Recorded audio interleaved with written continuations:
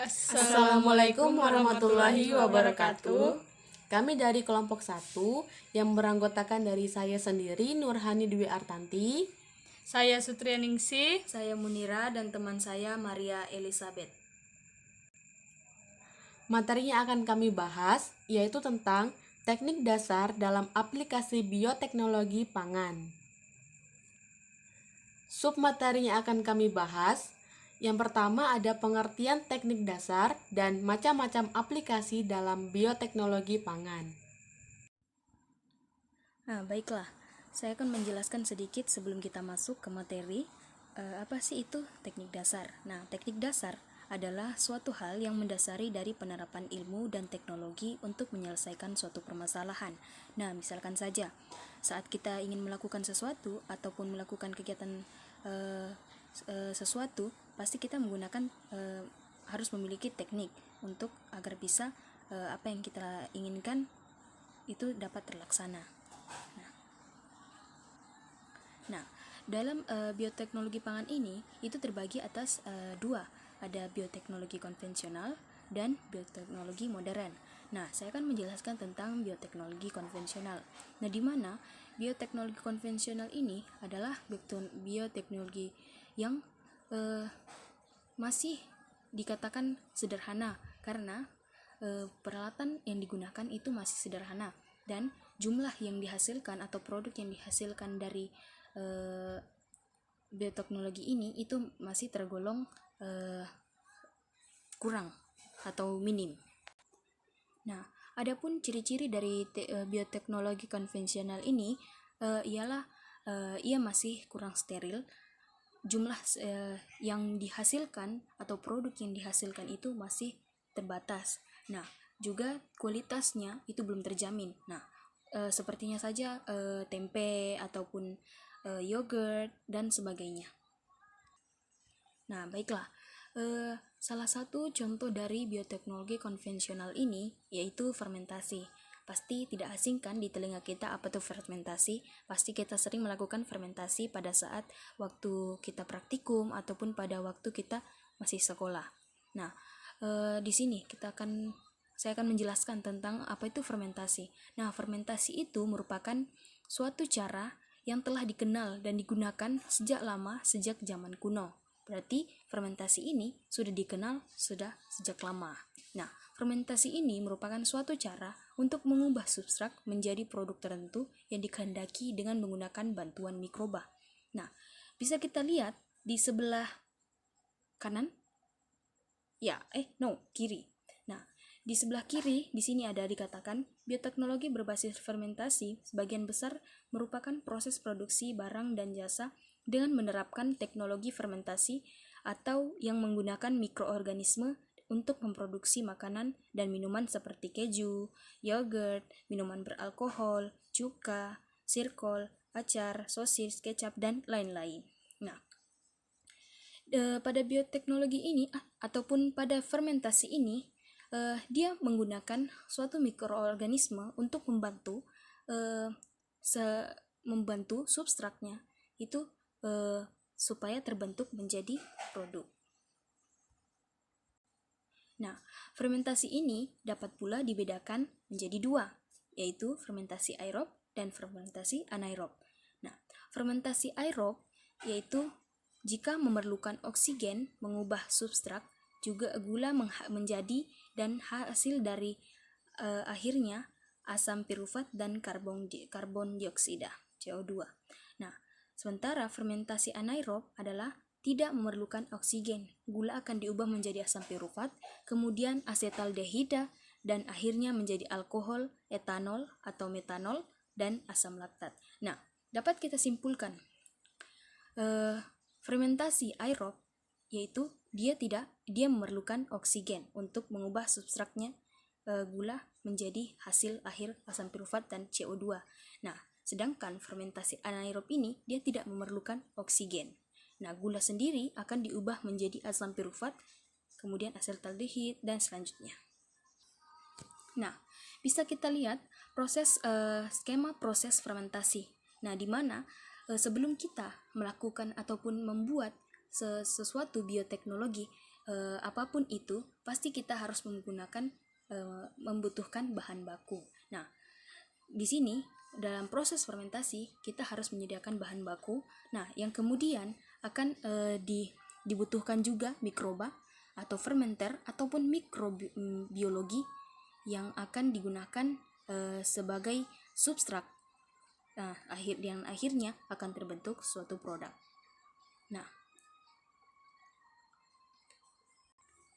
Nah, suatu proses fermentasi itu memerlukan yang pertama mikroba sebagai inokulum ataupun sebagai yang starternya, permulaannya. Nah, selanjutnya adalah tempat atau wadah untuk menyimpan proses fermentasi. Nah, selanjutnya ada substrat sebagai tempat tumbuh. Nah, yang terakhir, apabila semuanya telah terpenuhi, maka akan terhasillah suatu yang namanya produk dari hasil proses fermentasi ini. Oke, baiklah. Selanjutnya adalah proses pembuatan alkohol. Nah, proses pembuatan alkohol ini adalah salah satu dari contoh pembuatan ataupun fermentasi.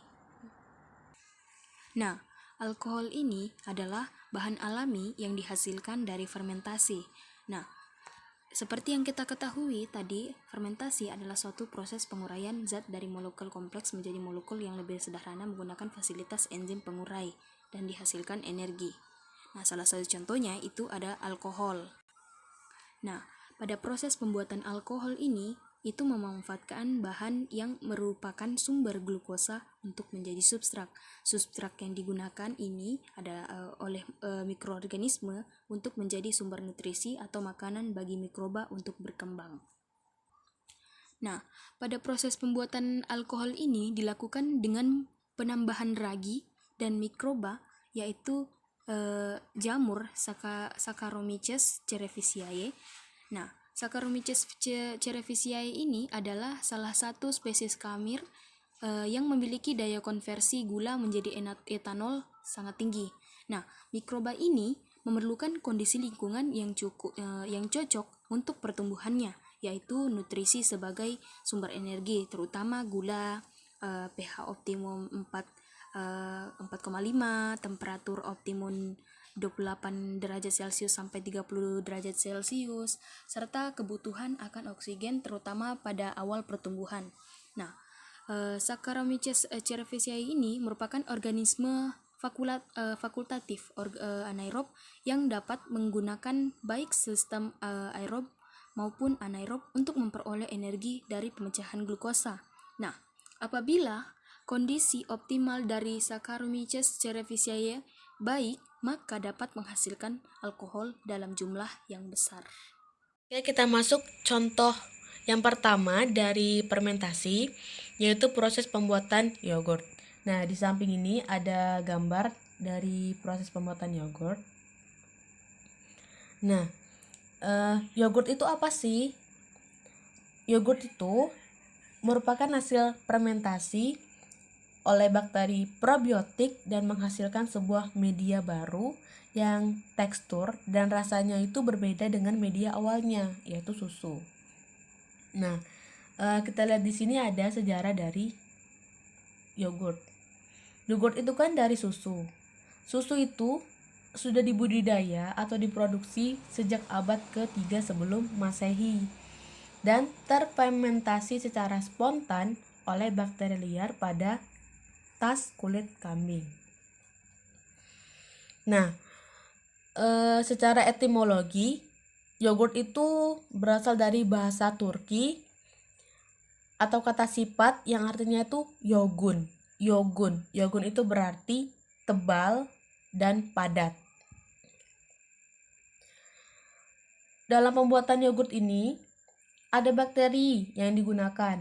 Bakteri yang digunakan ini bakteri Lactobacillus bulgaris dan bakteri Streptococcus thermophilus. Untuk meningkatkan keasamannya, dia membutuhkan pH 4-5. Ini untuk menghindari proliferasi bakteri patogen yang potensial, sehingga bisa menjadi padat. Untuk suhu yang digunakan ini Jangan terlalu tinggi dan jangan terlalu rendah. Kalau terlalu tinggi, bakterinya ini berkembang biaknya lambat atau bahkan tidak berkembang biak sama sekali. Nah, jika terlalu rendah, bakterinya akan rusak atau mati. Nah, yogurt ini dia tuh dibuat dari susu apa saja. Bisa dari dominasi susu sapi, sari kacang kedelai, dan zaman sekarang kan hasil dari yogurt ini kan sudah beraneka rasa ya. Ada rasa stroberi, rasa coklat, ya kan? Terus yogurt ini itu merupakan fermentasi laktosa menjadi asam laktat yang menghasilkan tekstur seperti gel dan aroma yang unik. Oke, kita masuk ke proses pembuatan dari yogurt. Proses pembuatannya, yang pertama, susu segar itu dipanaskan dulu sampai suhunya 90 derajat Celcius. Dan selalu diaduk supaya proteinnya itu tidak mengalami koagulasi. Nah, yang kedua itu proses pendinginan, yaitu dengan cara dimasukkan ke dalam wadah tertutup sampai suhunya itu mencapai 37 sampai 45 derajat Celcius. Selanjutnya dilakukan inokulasi atau penambahan bakteri ke dalam susunya sejumlah 50 sampai 60 ml per liter susu. Setelah itu diperam pada ruangan hangat dengan suhu ruangan 30 sampai 40 derajat Celcius dalam keadaan tertutup selama 3 hari. Selanjutnya difiltrasi. Nah, difiltrasi ini dia untuk memisahkan bagian yang padat dengan bagian yang cair. Nah, supaya yogurtnya itu terasa lebih enak, dapat ditambahkan dengan gula, sirup, buah, atau untuk bahan pembuatan jus. Nah, terus yang kedua adalah proses pembuatan tempe. Nah, tempe adalah makanan hasil fermentasi antara kedelai dengan jamur Rhizopus oligosporus. Dari sejumlah penelitian yang diterbitkan pada tahun 1940-an sampai 1960-an, diketahui bahwa tempe mengandung unsur yang berguna bagi tubuh, seperti asam, lemak, vitamin, mineral, dan antioksidan. Dan untuk proses pembuatannya, yang pertama itu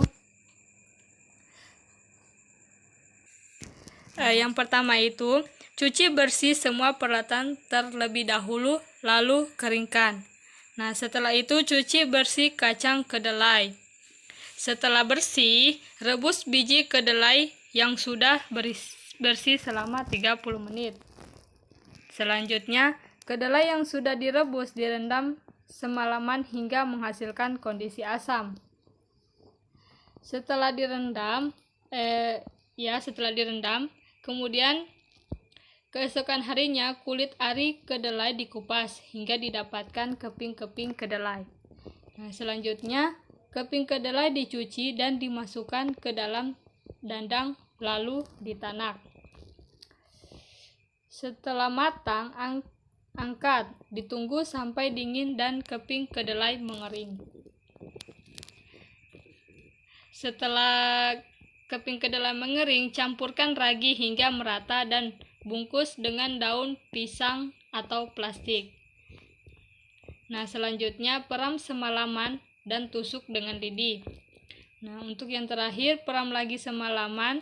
Nah, keesokan harinya tempe telah jadi dan siap untuk dikonsumsi.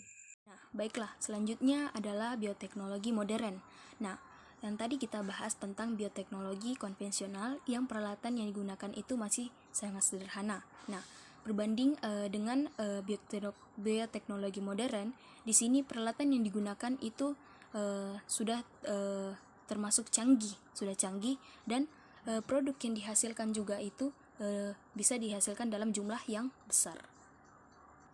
Nah, adapun contoh dari bioteknologi modern ini sebenarnya banyak. Cuman kami mengambil 3 untuk kami tampilkan di PPT ini, yaitu kultur jaringan, hibrida, dan hibridoma. Selanjutnya adalah contoh bioteknologi modern. Yang pertama itu kultur jaringan.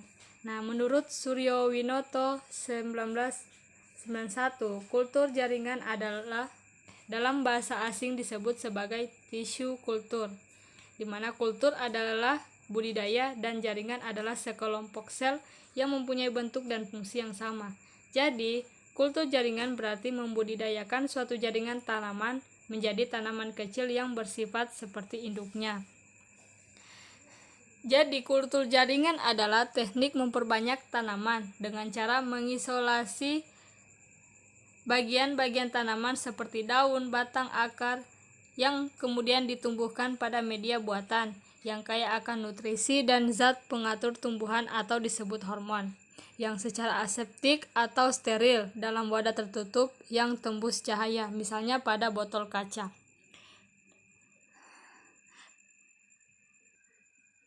Pada suhu tertentu sehingga bagian tanaman dapat memperbanyak diri dan bergenerasi menjadi tanaman lengkap.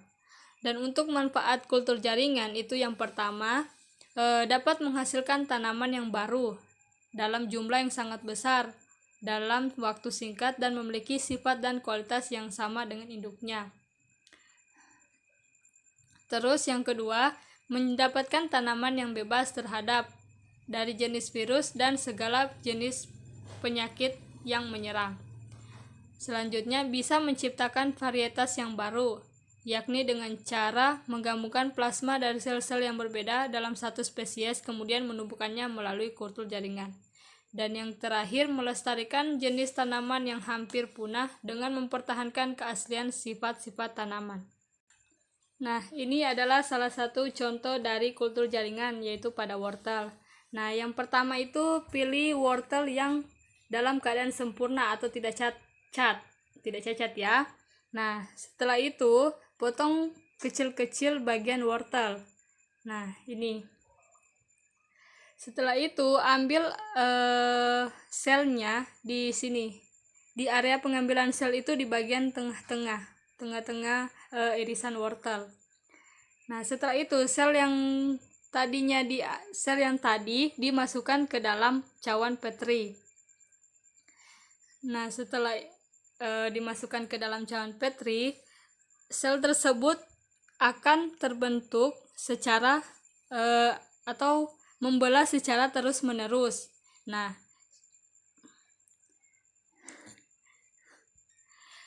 akan membelah secara terus-menerus di dalam cawan Petri tersebut. Nah, itulah yang disebut dengan kalus. Nah, kalus ini adalah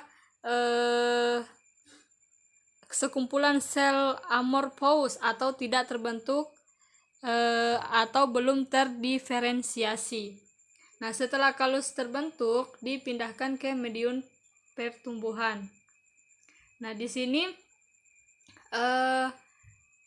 akar tumbuh dalam waktu 4-8 minggu. Setelah akarnya tumbuh, dipindahkan ke medium tanah. Nah, kemudian setelah di tanah dia akan tumbuh menjadi dewasa. Selanjutnya kita masuk ke contoh bioteknologi modern yang kedua, yaitu hibrida. Sebelumnya kalian pernah dengar nggak sih tentang istilah padi hibrida atau jagung hibrida? Belum pernah? Oke, saya jelaskan ya. Jadi, hibrida itu adalah individu hasil perkawinan secara alami atau sengaja antara dua jenis tumbuhan dalam satu famili, baik antar marga maupun antar jenis dalam satu marga, sehingga memunculkan sifat-sifat unggul. Jadi, benih hibrida merupakan benih hasil persilangan antara dua varietas tanaman sejenis yang berbeda sifat induknya untuk didapatkan sifat unggul dari masing-masing induknya. Misalnya contohnya begini, persilangan antara tomat. Misalnya tomat A sama tomat B. Nah, meskipun sama-sama tomat, tapi keduanya ini punya sifat yang berbeda. Misalnya nih, tomat A, dia sifatnya buahnya lebih lebat, tapi tidak tahan penyakit. Sedangkan buah yang B ini, dia buahnya sedikit, namun tahan penyakit. Nah, pastikan seorang petani tuh akan berusaha mendapatkan tomat yang unggul dengan menggabungkan kedua sifat unggul tersebut, sehingga didapatkan tomat yang berbuah banyak sekaligus tahan penyakit. Nah, varietas yang melahirkan sifat unggul itulah yang dinamakan dengan hibrida. Jadi hibrida tuh hasilnya yang persilangan antara bibit unggul dengan bibit unggul yang tadi. Nah, selanjutnya ada kelebihan hibrida dan kekurangan dari hibrida. Kelebihan dari hibrida ini, dia produktivitasnya lebih tinggi. Dia produktivitasnya lebih tinggi kan, karena dia tahan sama hama. Terus sifat-sifatnya lebih unggul. Dia punya sifat yang unggul karena dari persilangan benih-benih yang unggul. Karena sifatnya unggul, maka terjaminlah kualitasnya. Nah, dengan terjamin kualitasnya, maka dia akan tahan terhadap hama dan penyakit. Lanjut ke kekurangan dari hibrida. Kekurangannya ini, harga benihnya ini mahal. Benihnya mahal daripada benih-benih yang biasa. Terus, benih hibrida ini tidak dapat ditanam ulang. Kenapa tidak didapat ditanam ulang? Karena kalau hasil dari benih hibrida kita tanam lagi, itu hasilnya itu akan sama seperti semula lagi. Bisa bagus, bisa tidak. Nah, makanya itu sangat tidak disarankan bagi petani untuk menggunakan benih hibrida ini lagi. Sangat tidak disarankan. Terus yang ketiga, produksi benihnya ini rumit. Ini ya contoh tanaman hibrida. Ini ada kelapa, kalian bisa lihat sendiri ya. Ini ada kelapa, ada tomat, ada anggur. Kita lihat di sini kan buahnya lebih unggul, lebih banyak tumbuhnya gitu ya. Oke, baiklah, selanjutnya itu bagian ketiga dari ataupun contoh yang ketiga dari bioteknologi modern, yaitu hibridoma. Nah, hibridoma adalah suatu metode yang digunakan untuk menghasilkan antibodi monoklonal yang identik terhadap antigen spesifik dengan jumlah yang besar. Pembuatan antibodi dilakukan dengan cara menggabungkan sel limfosit B ke dalam sel kanker. Hal ini dilakukan karena sel limfosit B mampu menghasilkan antibodi namun memiliki waktu hidup yang terbatas dalam kultur.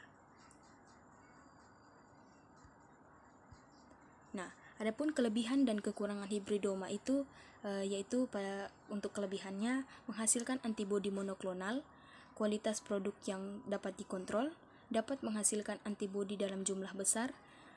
Adapun kekurangannya yaitu biaya yang cukup mahal, terus kultur yang dapat terkontaminasi, dan teknik yang cukup sulit untuk dan dibutuhkan alat yang modern. Baiklah, mungkin itu saja penjelasan dari kelompok kami. Jika ada yang ingin bertanya, silakan akan dibuka sesi tanya jawab pada grup nanti. Nah, jika ada yang kurang dimengerti, silakan tanyakan. Insya Allah kami akan mencoba menjawab. Jika pun tidak, mari kita cari bersama-sama. Baiklah, mungkin itu saja yang dapat kami sampaikan. Lebih dan kurangnya mohon dimaafkan. Assalamualaikum warahmatullahi wabarakatuh.